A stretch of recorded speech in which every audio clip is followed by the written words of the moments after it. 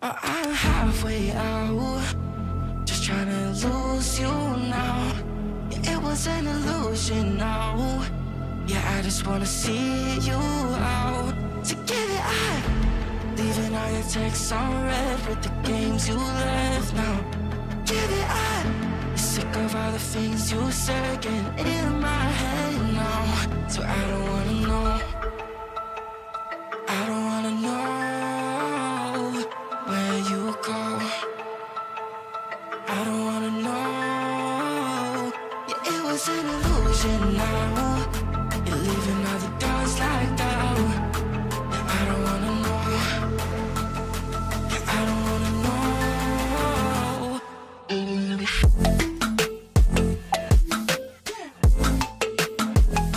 So, before ang lahat guys, umpisahan muna natin sa kanyang technical specification. Of course, this scooter is powered by 160cc, single overhead cam, 4 bulbs, liquid cooled at hybrid. Ito ay merong lakas na 12 kilowatts at 8,500 RPM and max torque of 15 Newton meter at 6,000 RPM. So, pagdating naman guys sa kanyang fuel tank capacity, hindi ka na mabibitin sa long ride guys dahil meron siyang malaking fuel tank capacity na 8 liters. At ang kiniklaim ni QJ Motor na average fuel consumption is 45 km per liter. So ayan guys, napakatipid niya din sa gasolina knowing na siya ay FI na. Pagdating naman sa kanyang seat height, siya ay merong seat height na 770mm. At sa height ko na 5'5 guys, abot na abot natin itong scooter na to. Yun nga lang, medyo naka-tiptoe tayo. Meron din siyang ground clearance sa 165mm. So makakaasa ka guys na kahit nasa malaking humps ng Pinas, hindi na basta-basta matatamaan yung ilalim ng bahagi ng motor na to dahil nga napakataas na po ng ground clearance niya. So meron po silang color variant na available dito guys na combination ng metallic gray at syempre meron din siyang decals na gold. So, kita nyo naman guys, napaka-premium po talaga ng itsura niya, no? Maging yung kanyang paint job, napakaganda at na kanyang decals. So, ito yung tipo ng scooter na yayamanin, no? Tingnan sa personal. So, this one guys is naka-keyless na din. So, yung keyless niya guys is ito. So, kanina, nung inabot sa akin tong key niya, talagang namangha ako kasi para siyang susi ng sasakyan, no? So, para ma-on tong motor na to, pindutin lang natin tong unlock. Ayan. Tapos, saka, isi-switch. Ayan. Para talagang, ayan, naka-on na talaga yung kanyang ignition. Tapos, ito guys, is for the seat. Ayan. Ayun. Narinig nyo yun? So, ito pong seat niya guys, ay napaka-high-tech na din, no? Di remote na din. Kasi before, pag magbubukas tayo ng seat ng motor, kailangan natin pindutin yung seat, tapos meron pa tayong, alam nyo na, ipupush, pero ito automatic na, napakalaki po ng kanyang under seat storage. Ayan. So, marami ka na pong mailalagay dito mga gamit mo if ever gagamitin nyo po ito sa long ride. To. Pero kung hindi pa rin po enough to, pwede naman po kayo magpalagay ng top box dito. Ma-install kayo ng bracket dito. Kasi ito si QJ ADR 160, wala po siyang built-in na bracket unlike kay ADX 160. Nandito po sa ilalim nito yung battery niya. So, ganito po lang yung battery niya. And, ayan, talagang hybrid na hybrid. So, balik muna tayo dito sa front guys para makita nyo talaga yung itsura niya. No? So, ayan, meron siyang napaka-edgy na face dito sa front. Tapos, naka-projector na din po yung kanyang light. So, kanina, sabi ni sir, no, once naka-low siya, naka-wide po yung kanyang light. Pero pag naka-high beam siya, ayan, nakaspot yung kanyang light. So, para sa akin, goods na goods yan, nang sa ganon, para pag idadaan natin to sa madidilim na lugar, kita mo talaga yung daan.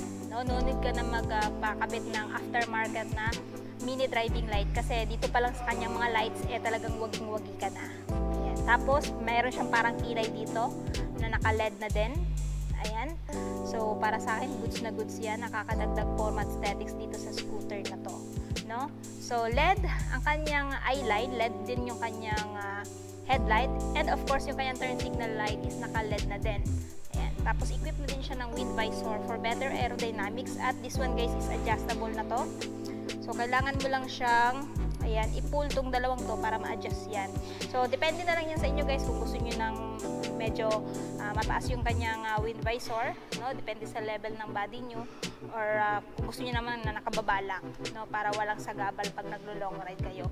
So, para sa akin, goods na goods yan guys na, ayan, merong ganyan para hindi masyado stress yung katawan nyo pag naglo-long ride kayo. Ayan.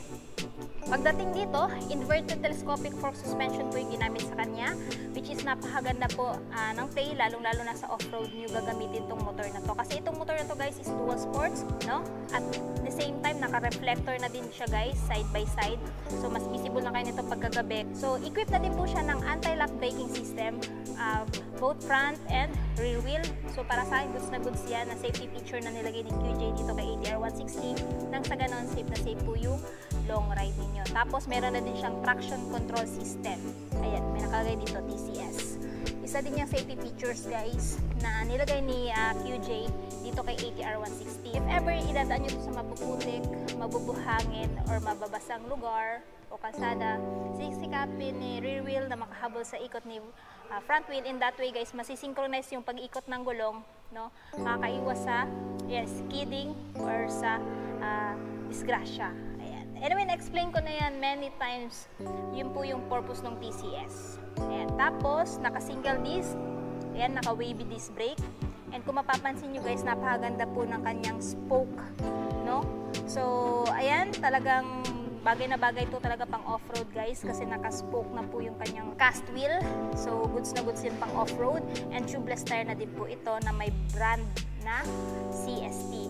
And pagdating naman sa kanyang tire size guys is 110 by 80 by 14, at yung kanyang piston pat brake caliper na brand is QJ motor na naka-dual pat. Ayan. Tapos dito malinis na din yung design. Ayan. Namangha din ako dito guys kasi nga sa kanyang levers adjustable na din. No, malabig bike na din po yung kanyang itsura, kasi usually sa mga ganito is sa mga big bike lang, pero dito kay QJ ATR 160 meron na din, no, adjustable. Tapos meron na din po siyang park brake lock. Ayan. So if ever ipapark nyo po to sa incline na lugar, pwede na po kayong mag-park doon kasi meron siya nung park brake lock para hindi madaling madausdos tong scooter na to, no, pag doon nyo ipapark. So ayan, both left and right naka-adjustable, ano na siya guys, naka-adjustable na po yung kanyang levers, na depende na lang sa haba ng mga fingers ninyo. Pagdating naman sa mga buttons and switches dito sa left side, ayan, meron siyang pass light. Ito guys is enter at saka select. Magagamit mo to pag mag-change ng information sa dashboard. Tapos nandito yung kanyang high beam, low beam, turn signal switch off, yung horn, tapos yung kanyang idling stop system.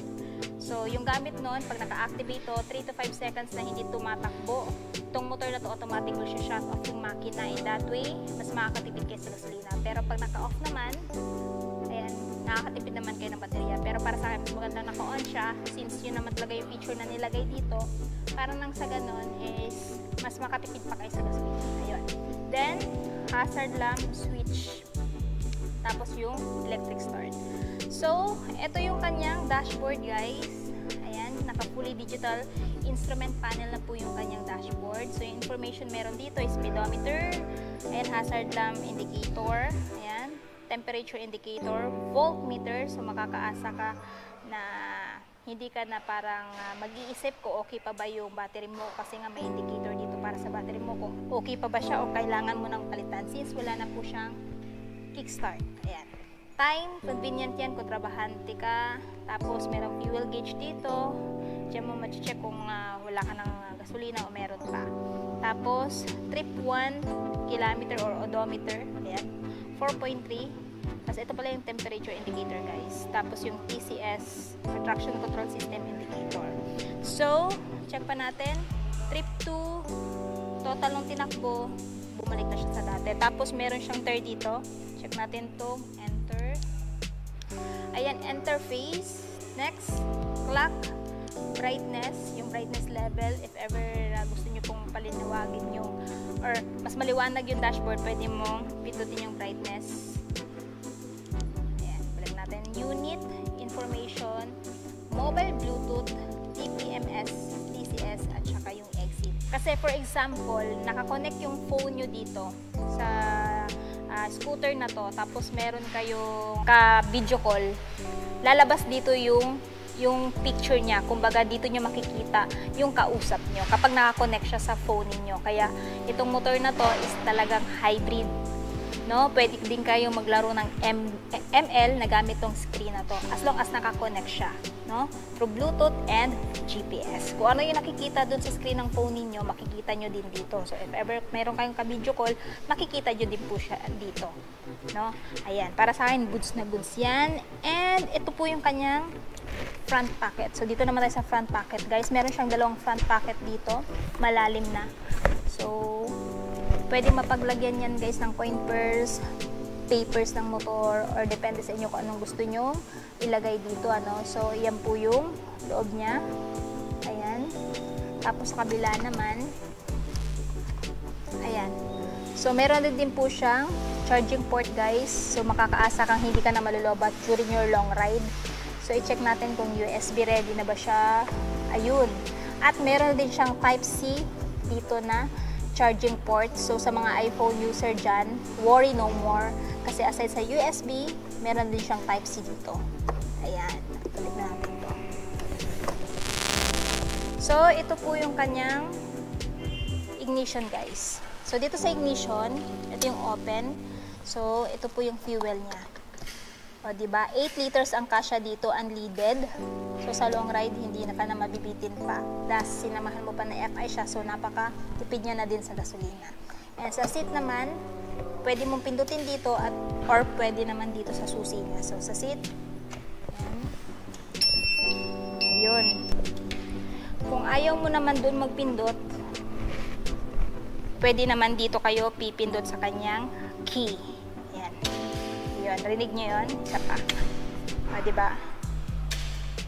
Wow, Stig. Ganda ng motor na to, guys. High-tech na din. So, dito tayo, guys, sa apakan ng driver. Ayan po yung apakan ng driver, guys. Meron kayong option for cruising style. Pwede nyo iunat yung paa nyo dito pag ngawit na kayo sa long ride. At pwede din kayong mag-upright sitting position. So, ito po yung foot peg para sa angkas naman. At kung wala ka namang angkas, pwede mo namang i-close yan. And ang napansin ko din, talagang napaka-elegant po ng kulay niya na metallic gray. Tapos yung decals niya na gold. Ayan o, premium na premium. Diba, yayamanin. Tapos dito, wala ka nang ibang makikitang decals dito, guys. Ito lang lining na gold. At naka-emboss na din yung emblem niya na ATR 160. Nice. Yan. Sa seat, naka two-toned. Iba yung design dito or iba yung texture dito, iba din yung texture at saka design dito. So para sa akin, goods na goods yan, tsaka napaka-premium din at napaka-generous din ng seat cushion niya sa long ride. Ayan, hindi na masyado sasakit yung puwet nyo dito. Pagdating naman sa grab bar, ayan, guys, maganda na din yung pagkakamount. And kung gusto nyo po magpalagay ng top box, pwede din, tanggalin lang to. Ayan. Tapos, ito yung kanyang side stand, which is equipped na ng side stand switch, center stand, and napakaganda na din po ng design dito ng kanyang makina, no? Ayan, no? Hybrid QJ motor. Cool. And isa pa, guys, kagaya din ng ibang mga motor na dual sports na scooter, naka-subtank na din tong kay ATR 160. So, dito sa likod, guys, siya po ay merong telescopic coil spring oil dump with sub-tank na QJ motor. And isa pa, guys, adjustable na din po ito. So, goods na goods yan. Depende sa inyo. If ever gusto nyo ng matigas yung shock or malambot ang shock, pwede nyo na pong i-adjust. Ayan. Tapos, meron na din po siyang mudguard dito or tire hugger para kung idadaan nyo ito sa mga puputik na lugar is hindi na kayo mamamroblema kung saan tatalsik yung mga putik. No? So, sa tire naman, CST pa rin yung brand na may tire size, guys, na 130 by 70 by 13. Ayan, yung cast wheel niya, spoke pa rin, tubeless tire. Ayan. So, napakaganda po ng build ng gulong niya sa off-road. No? Hindi na siya dulasin. So, ngayon, check natin yung kanyang taillight. So, ito po yung kanyang taillight, guys. O, diba, naka-LED na. So, sa taillight niya, napaka-astig, napaka-attractive din sa personal. Naka-LED na po yung turn signal niya. May ilaw na din ng plaka para mas visible po yung plate nyo pagkagabi. Naka-reflector na din. Ayan, meron na ding guard para maprotektahan yung legs ng angkas mo na hindi mapasok. Same lang po ng texture dito sa excess end cap. And, ayan, ito yung radiator niya guys. May cover na din para hindi matalsikan ng mga bato-bato. Tapos, yung foot peg ng angkas, ayan. Ayan. Tapos, sa side, ito po yung itsura niya. Ayan. Diba, astig? So, ayan. Actually guys, merong dalawang color variant available dito sa Bristol motorcycle. Itong metallic gray gold combination. At syempre itong glossy black orange combination. Yan o. O, diba? So, pili na lang kayo sa dalawa guys. Anyway, parehas naman sila. Napakaganda sa personal. So, kung interested po kayo kay QJ ATR 160 Hybrid, siya po ay merong updated price guys na 169,900 pesos. At available lamang po ito dito sa may Bristol Motorcycle, Davao City. Anyway, yung address niya guys, ayan, nasa screen, pati yung phone number para mas makapag-inquire kayo sa motor na to. And ilalagay ko na lang din po yung full address tsaka yung phone number sa description box. Ayan, para hindi na po kayo mahirapan pa kung saan kayo mag-i-inquire.